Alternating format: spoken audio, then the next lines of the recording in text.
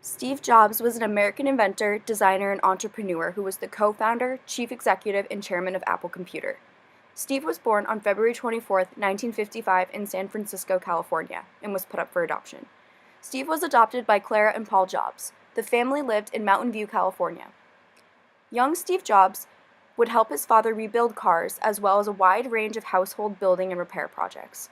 These projects would serve as a background for Jobs' early interest in electronics and how they work. Steve was a very intelligent child. In fact, many of his teachers advised him to skip grades in high school, but his parents wanted him to finish. Steve struggled with formal education. He was a handful to teach because of his underlying attention disorders, according to some of his teachers. He often had academic and disciplinary issues at school. Steve graduated high school in 1972 and attended Reed College in Portland, Oregon. He dropped out 6 months into his freshman year. He continued to take some classes part-time, including calligraphy and typology classes, which he later said were instrumental in Apple's multiple typefaces and proportionally spaced fonts. In 1974, Steve took up designing video games with Atari, which was one of the first home game systems. Later that year, he left that job to travel to India with his friend Dan Kottke. Steve credits his time in India with finding spiritual enlightenment.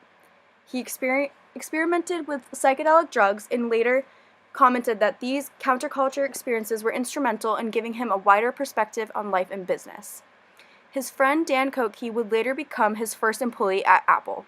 Steve Jobs, along with Steve Wozniak, founded Apple in April of 1976. They wanted to bring computers to people's homes, make them smaller, and more user-friendly.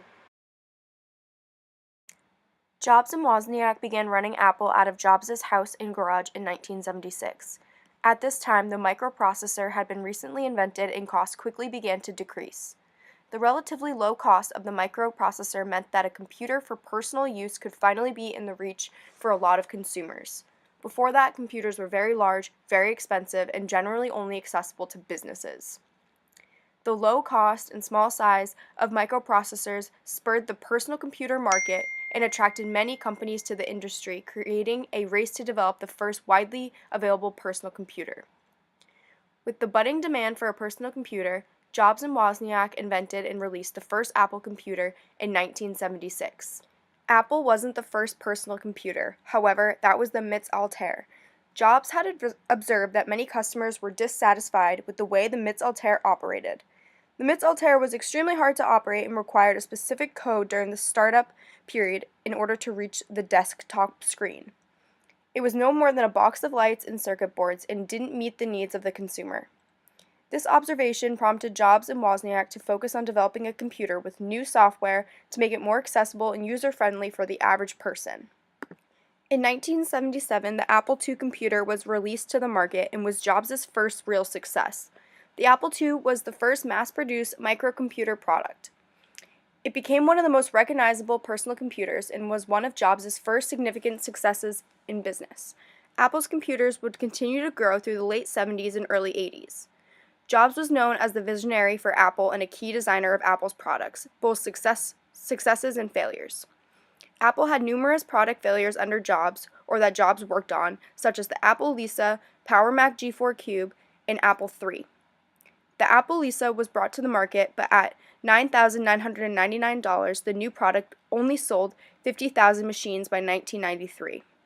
After the Apple Lisa failed, the company switched directions to focus more on software development. The Apple Mac is also considered to be one of Jobs' and Apple's failures. The Mac was intended to launch in 1981 but was delayed until 1984. Apple was riding on the success of the Apple II and preparing to release the Mac, which Jobs thought would revolutionize the industry. This was a time of intense competition in the personal computer industry. By the time the Mac finally launched, the demand was much lower than originally expected. While Apple was delaying the Mac's launch, consumers were buying competitors' products. In addition, the Mac didn't exactly win over consumers. It did remarkably little with only Mac Paint and Mac Write software at its release. It was released late and was inferior to the competitors' products and failed to come close to the sales Jobs had expected. Often Jobs is both credited and criticized for some of his business decisions. One decision people considered a failure of Jobs was when he hired John Sculley to be the CEO of Apple in 1983. After working at the company for 2 years, Scully attempted to have Jobs fired. This followed the failure of Apple Mac, which created tension between Jobs and Scully.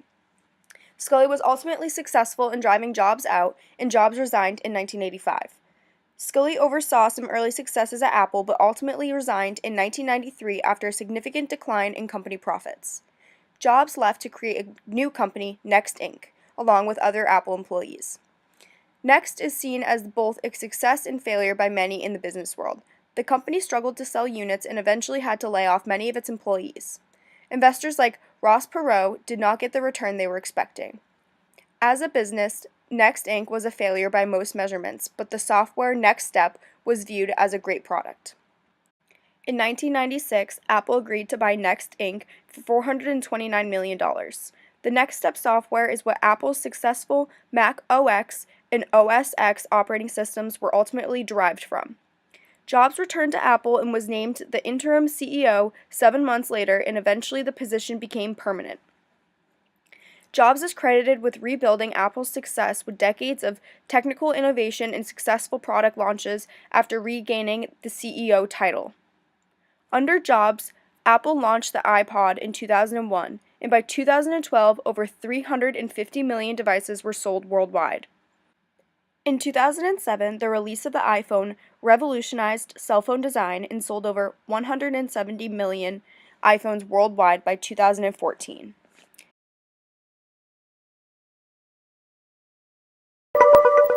First of all, you look at handsets.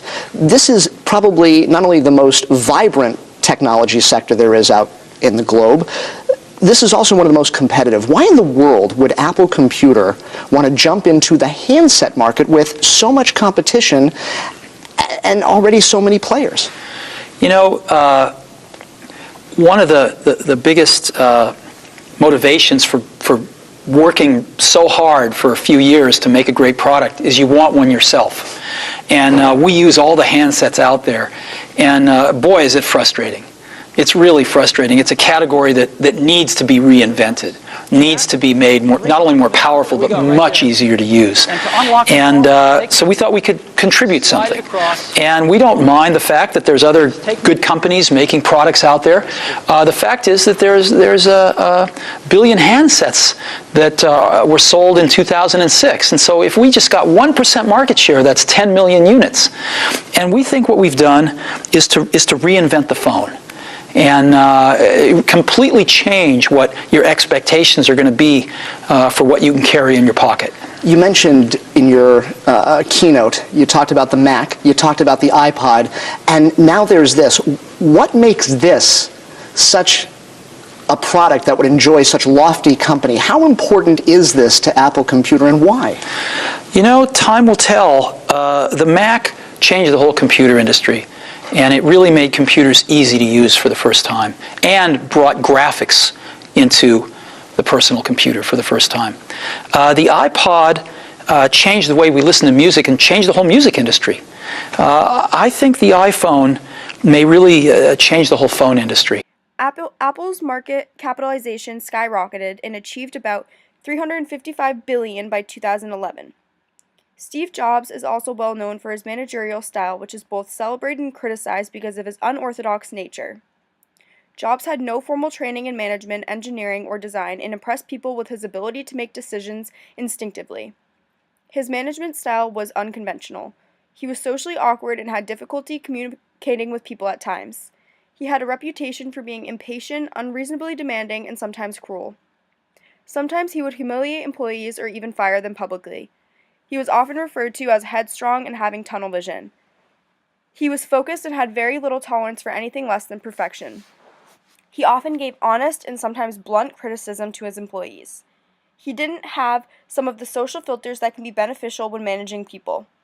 Above all, he was relentless in his pursuit of innovation and his desire to have positive impact on the world. While many of these traits can make someone difficult to work with at times, they're also regarded as what made Steve, and ultimately Apple, successful. Jobs was a visionary and had a knack for knowing what consumers would want before the markets did. He had a clear vision and was able to articulate his visions to his employees. He was passionate about everything he did. He was demanding and he had high standards. Jobs surrounded himself with talented employees and went above and beyond to find people that were known for being the best in their field. He favored action and decision-making even if he didn't enjoy the consensus. So while Steve could be challenging to work with, his managerial qualities drove innovation and success at Apple. Jobs was diagnosed with pancreatic cancer in 2003. He had doctor visits and they encouraged him to have surgery to help him. He refused to get it for 9 months. After that time, he decided to get the surgery and was cured, but not fully. The cancer came back and he passed away in October of 2011. At the time of his death, Steve Jobs' net worth was valued at $10.2 billion. Even after Jobs have passed, the company was still doing very well, and the value was soaring up to $755 billion. According to Google, Jobs was the most interesting tech CEO. Surprisingly, in August of 2018, Apple was the first company to reach a value of $1 trillion. Jobs left a pretty big mark on the retail industry, with real-world Apple stores that bring in more profit per square foot than any other merchant. One of the things that Jobs was known for was his cruelty towards his employees. A few other things that he was known for was his arrogance, bullying, and other childish behavior. After Jobs' death, the stock price of Apple rose to $300. Today, the CEO of Apple is Tim Cook. A good thing is that the company still is being run by a team that Jobs handpicked while he was working there and are still releasing products. Getting a job at Apple is very difficult. A study found that only 2% of 10,000 people who applied actually got the job. There are currently 500 Apple stores in 18 countries. Apple has a lot of different products, with their most recent products, the iPhone XS and the iPhone XR. As of January 2019, Apple has 1.4 billion active devices worldwide. Like most business leaders, Jobs had a career marked with many successes and failures. He is both regarded and criticized for his management style. Under his leadership, Apple grew from nothing to one of the largest companies in the world based on market capitalization. Jobs' clear vision, focus, passion, and pursuit for perfection showed in the products and services Apple released under him, and consumers and investors rewarded them for it. Books and movies have been written about Steve Jobs. Some are flattering and some are not. There doesn't seem to be a consensus on whether Jobs was a good manager or not. His unconventional managerial style will continue to be debated. One thing that is for sure is you can't go far today without seeing an Apple product. Steve Jobs does seem to have left an impact on the world. Lesson that I learned from Steve Jobs, and I learned many lessons from Steve Jobs, is that you cannot ask your current customer how to create innovation, revolution, to get to the next curve. Your current customer can only express what he or she wants in terms of what he or she is already getting from you. So if you're an Apple II owner and Apple asks you, what do you want in the next computer? You would say better, faster, cheaper Apple II. You would not say a Macintosh, because you can't frame that in your mind. What is a Macintosh? You can't describe what you've never seen. And similarly, I would suspect that if Apple had asked Macintosh owners, what do you want in a phone or a pad or a pod, it would be difficult for a Macintosh owner to have described that. And so that's the challenge, that you can ask your customers to tell you how to revise what they're already getting from you, but you can't ask them how to get to the next curve.